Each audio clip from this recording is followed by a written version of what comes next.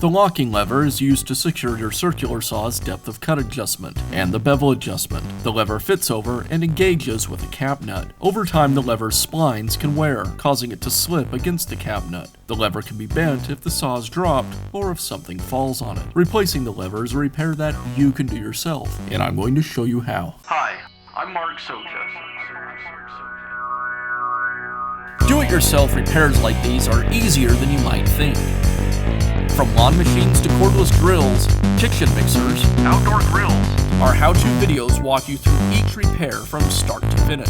So doing it yourself means never having to do it alone. Let's get started.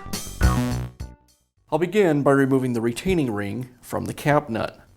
I'll use a flat screwdriver to do that. I'll place the screwdriver under one of the openings in the retaining ring and pry it away from the cap nut.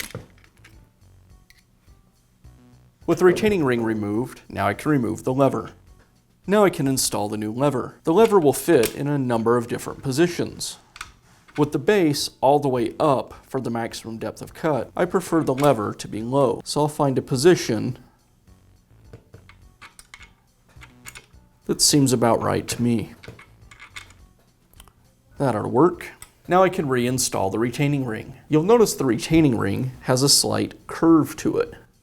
I want the bottom of that curve to be facing against the lever. I'll place the retaining ring in the groove on the cap screw and then use my pliers to snap it into place.